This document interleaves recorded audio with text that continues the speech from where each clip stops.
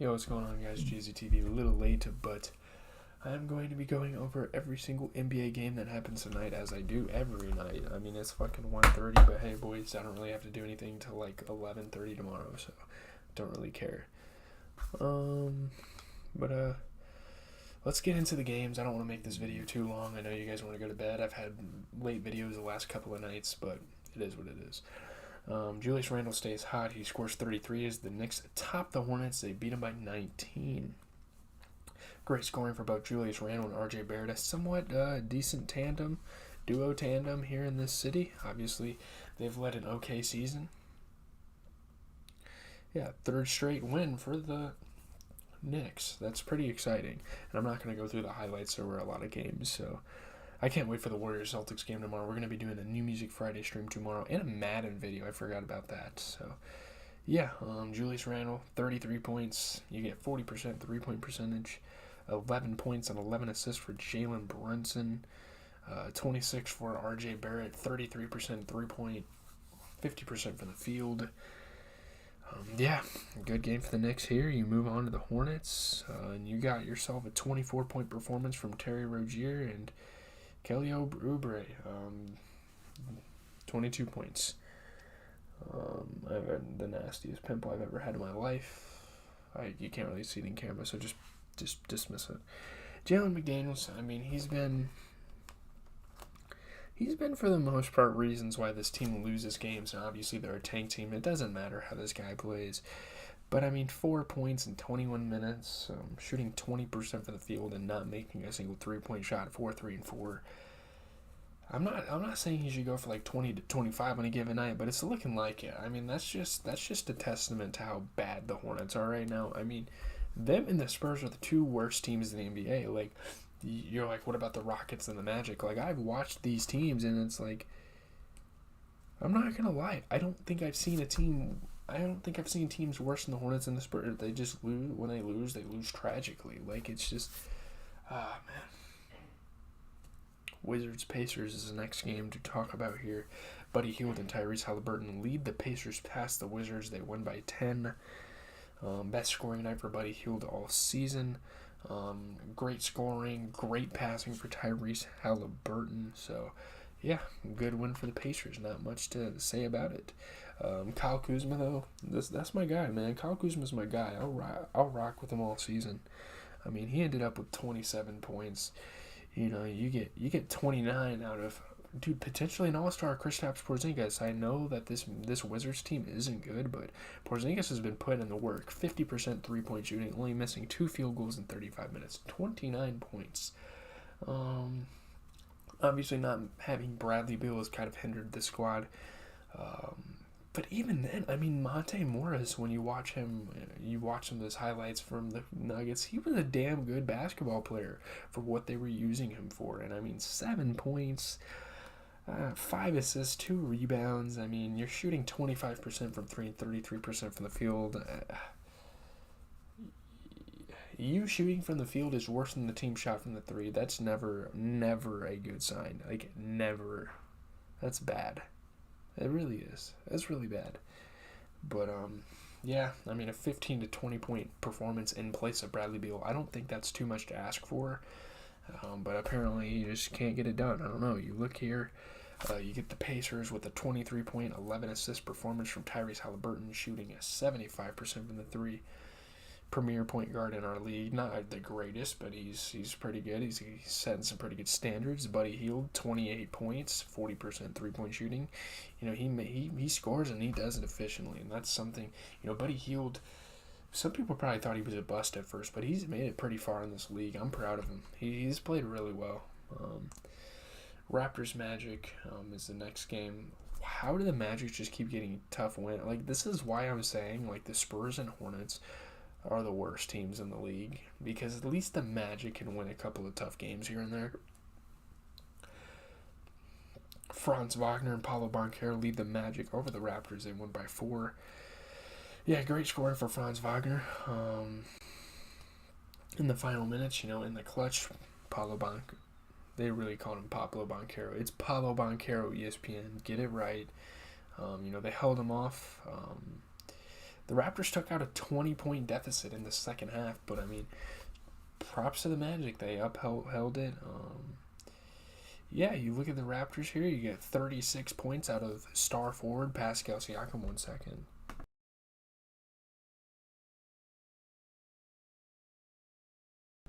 My bad. 30. I was just checking my phone for something. 36 points for.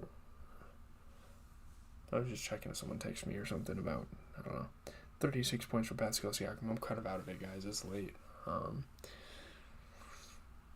mean, Gary Trent off the bench. I mean, he's very, whether you like him or not, I mean, he can still put up decent performances. I mean, 20 points, 40% three-point shooting, 50% from the field through 16 attempts. So, I mean, yeah, I mean, he can be pretty decent every now and then. I don't think he's a great player, but yeah. Christian Coloco, I don't even know what the deal is with him. I mean, you might as well start Chris Boucher over him. I think that's kind of their problem because Christian Coloco, I think he might have got hurt. I don't want to, like, pray on his downfall, say some weird shit. He's not hurt, though. He played 13 minutes on the starting lineup, took a shot and missed it. Went scoreless. All it would have took for him to get a couple of buckets, and they would have won the game. All he managed to do was get an assist and a foul. Maybe the Raptors' problem is they're not using Christian Coloco enough. They're not giving him enough opportunities. The guy's a damn rookie. You have to give him opportunities at some point. I know, I mean, they're actually a good team and they can actually compete for something, but still. Hawks, Nets, pretty good game here, if I do say so myself. Pretty fun game to watch. Kevin Durant and Kyrie Irving helped the Nets edge the Hawks to end a 6-1 homestand. 7 straight home games, and they went 6-1. Very impressive stuff from them. KD, great scoring. Kyrie, great scoring as well, grabbing boards. 7-game homestand, 6-1. 4-point victory for the Nets, so shout out to him getting it done. Looking at the Hawks, Clint Capella went for 15 points and 11 rebounds. Trae Young, 33 points. Good performance. Jalen Johnson, obviously, or off the bench. I forgot to mention Bojan Bogdanovic. Bogdanovic, sorry. That's the Pistons guy. He's been playing a little too well lately. I kind of forgot about Bogdan, 31 points. I mean, dude, the guy's nice. 67% overall field goal percentage. But I think their problem really right now that they're facing is not having John Collins. I don't even think not having DeJounte Murray is as much of a problem. And DeAndre Hunter, like, just not having their forwards in general has hindered this squad. I mean, they have Jalen Johnson playing in this place. Only made 1 field goal in 33 minutes and didn't make a single three-pointer through 5 attempts. I mean, 2 points, 2 assists, 7 rebounds. He didn't even need to really do that much. 5 to 10 points a game out of this guy, and this is a pretty successful Hawks team. I'm not saying they're doing bad, but they're also not doing good either. Moving on to better things, I mean, the Nets are having a... Oh, we're reconnecting. It didn't even end the stream. That is new. We've talked about 4 games already. We have 6 more left to go. I need to get through this. Like, Kings, Cavs. Let's go. Harrison Barnes scores 20 points. The Kings rally to beat the Cavs. They win by 11 points. Great scoring for Harrison Barnes. Domantas Sabonis playing good in all facets. You know, scoring the ball, grabbing rebounds, getting assists. I'll probably have to make a part 2 of this. Like, my stomach is hurting. I'm gonna have to go. Like, I'll be back. No, we can make it through the video. I figure we can make it through the video. I'll just have to take a late night shit session. Good rally for the Kings to win. I mean, they've been winning against some really good teams, and they're a good team themselves. Kings are damn good. I mean, 18 points, 18 rebounds out of Domantas Sabonis. Played really good. Harrison Barnes being the star scorer, which is crazy. I mean, De'Aaron Fox was hurt. Okay, my bad. Harrison Barnes, 20 points, 50% three-point shooting. I mean, good for the Kings. They play really well as a unit. I don't think there's really just one guy out there that's helping them out. I think that's what's beautiful, and they're showing the wonders of teamwork here. I mean, you look at the Cavs.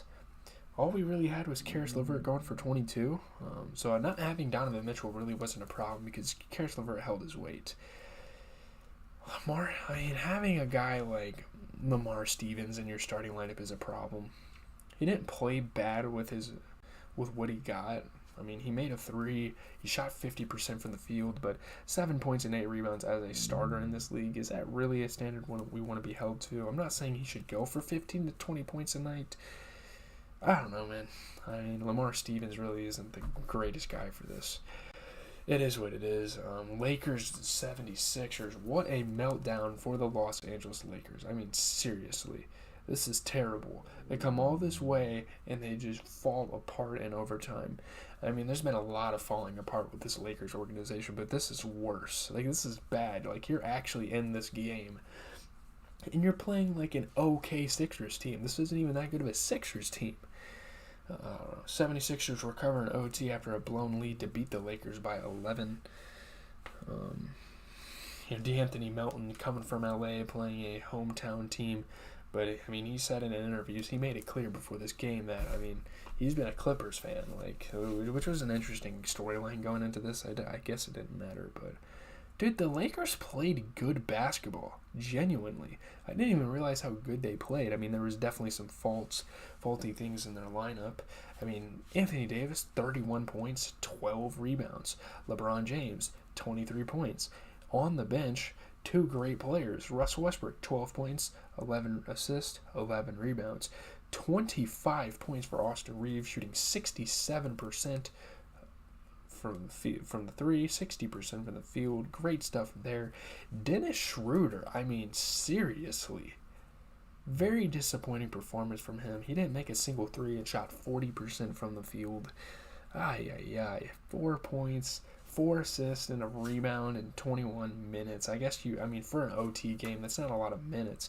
But still, give the Lakers 15 plus a game. I mean, this would be a good team if Dennis Schroeder could consistently get 15 a game. Is that realistic? Maybe not. Maybe I'm setting the standards high. Maybe the 76ers just played amazing as well, which they did. Transitioning to them, Joel Embiid playing like an MVP once more. 38 points, 12 rebounds, 75% three-point shooting. I mean, they definitely had some guys out there. James Harden, the best game probably since he's been back. 28 points, 12 assists, 33 points. Out of nowhere.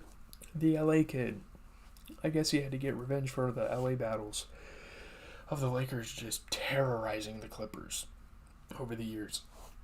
I have the hiccups really bad. 33 points for D'Anthony Melton. Oh my God.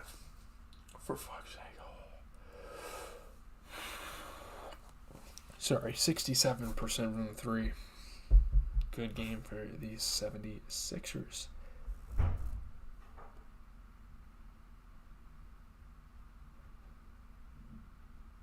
Moving on. Pistons, Grizzlies. Let's see it. Jaren Jackson has 20 points. The Grizzlies beat the Pistons by 11. Yeah, good scoring for Jaren Jackson. And once again, I mean, if he keeps playing consistently, and if he was playing all year, this guy would be a Defensive Player of the Year candidate. I mean, undoubtedly, I think. I mean, great scoring, great at the rim defense. Man, 5th straight win for the Grizzlies. They're looking like a menacing squad. But let's take a look here first at the Pistons. I mean, Jalen Duren had 10 points, 12 rebounds. That's really it. Killian Hayes, I mean, I know he's not really that good of a basketball player, but he definitely struggled in this one. 25% field goal percentage, not making a single three. 5 points, 5 assists, and a rebound. In 19 minutes, he got 5 fouls. Guys, that's a problem. And if he would have played, and if he would have got 15 to 20 points for the squad, they would have won this game. But obviously, that's not really realistic by Killian Hayes' efforts. For Killian Hayes, I don't think that's really realistic. I mean, let's be real. I mean, the Pistons have only won 25% of their games this year. That's really bad. But yeah, I mean, looking at the Grizzlies, you get a 20-point performance out of Jaren Jackson, 60% three-point shooting, 67% from the field. Ja Morant, 15 points, 14 assists, or 12 assists. 15 points, 12 assists. Good game there for Ja Morant. Not a great game, but a good game. So definitely contributed to their efforts. Suns and Pelicans, let's just roll through some of these games. Suns Pelicans. Zion Williams' 35 points lifts the Pelicans past the Suns. They win by 11, rubbing it in at the end. And this is something interesting I want to talk about. Like, when you're down in the dumps, like when you're down by like damn near double digits, someone shows off, and it's not bad sportsmanship. Like, just win the game, maybe.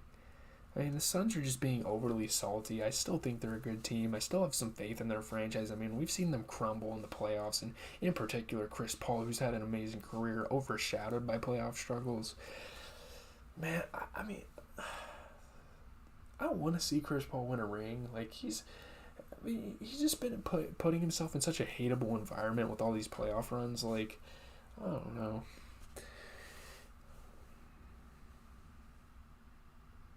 I mean, the Pelicans were already going to win the game. Zion Williamson, he has this 360 one-hand dunk. I mean, it angered the Suns. Clearly, at the end of the game, it was a show of bad sportsmanship. He apologized, yada, yada, yada. So, Phoenix fans, stop being fucking salty. Brawadis, whatever your name is, stop being salty, please. Guys, I don't think the Suns played bad. I think they're one of the only teams that lost tonight. They didn't really play that bad.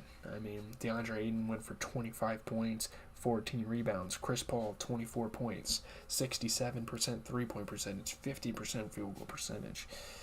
I don't think they necessarily played a bad basketball game. I don't think there's anyone to really fault for this. It's just Zion's dominant. Zion's him. You can't stop him. He's one of the unstoppable forces in this league. I mean, 35 points.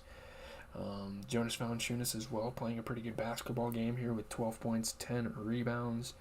Jose Alvarado's been going on a run. He put up 20 with 60% overall field goal percentage, so that's great. Shout out to the Pelicans. Pelicans are on a roll. They're one of the best teams in the West, which did anyone expect? I think they are the best team in the West. I'm not even lying. Pelicans might be. Dude, they are the best team in the West. The Pelicans. Guys, the New Orleans Pelicans are your best in the West. Like, seriously. But on that note, let's just move on here. Timberwolves, Jazz game. Two decent teams going against each other. I wouldn't say this is a crazy matchup. D'Angelo Russell powers the Timberwolves past the Jazz. They win by 10 points. Insane third quarter for D'Angelo Russell. My goodness. Rudy Gobert as well, scoring the rock. He had a little homecoming in Utah, grabbing some boards. They played a little video for him on the Jumbotron. Utah has a pretty toxic fan base. I'm a Celtics fan, and I can admit we have a toxic fan base. But, dude, the Jazz is pretty bad. They have a pretty bad fan base. I'm not even going to lie to you. And they welcomed him back with open arms. Like, they probably want him back. They have a guy, Lauri Markkanen, who's looking like an all-star. But, jeez, to have a guy like Rudy Gobert back on their squad, it'd be insane. Looking at the Timberwolves, though, Kyle Anderson, great game for him. 15 points, 12 assists, 80% overall field goal percentage. Looking at Rudy Gobert, 22 points, 13 rebounds, 30 points for D'Lo. Fantastic game from him. 67% from the three, 75% overall. Very efficient 30 points there.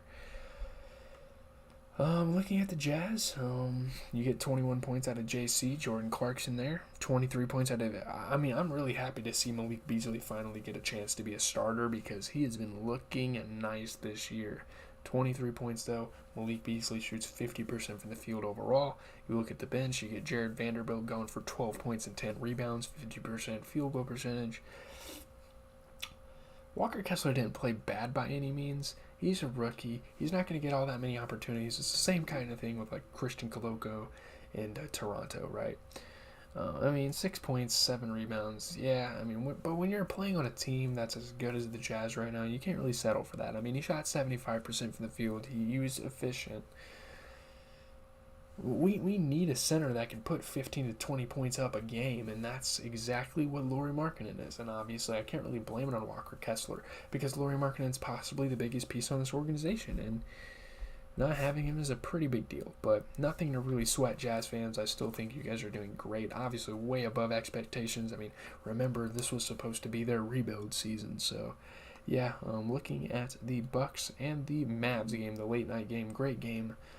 The Brook Lopez layup and the Mavs free throw woes saved the Bucks out of after Giannis Antetokounmpo fouled out of the game.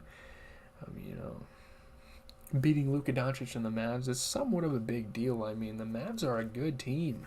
They really weren't that good of a team before. They've started to figure their shit out, and I mean, beating them is pretty good stuff. That's good stuff, man. Shout out to Brook Lopez for clutching it up. Man, Giannis really fouled out, but he still, I mean, while he was playing, he still made a hell of an effort out there. I mean, 28 points for Giannis, 10 rebounds, made a 3, 50% field goal percentage. I mean, that's really it. I mean, it was the one-man pony, the one-trick pony, whatever that term is. I can't even think. Dude, it's not even like the Mavs lost by that much, but can Luka get a little bit more help? I mean, 33 points and 11 assists isn't enough to beat Giannis right now. Your star player doing that and losing, I mean, it was a 1-point game. I think Dorian Finney-Smith should definitely step it up, though. I mean, shooting 20% from 3 and 33% from the field isn't the greatest. If he would have hit a couple more shots, I mean, that's all it would have took for the Mavs. So that's all I have for tonight. Leave a like, comment, subscribe. As always, it is GZTV. I have a decent amount of videos coming out tomorrow. I might listen to SZA tomorrow during the day, see if I like the album, and I might make like a ranking list of her album literally tomorrow, because I'm already kind of caught up on the other albums that I need to do. I think I have like, I don't remember. I think I have like 28 albums of my top 50 already revealed for you guys. So maybe if SZA drops a really good album, we'll just drop that. Like, there's like 29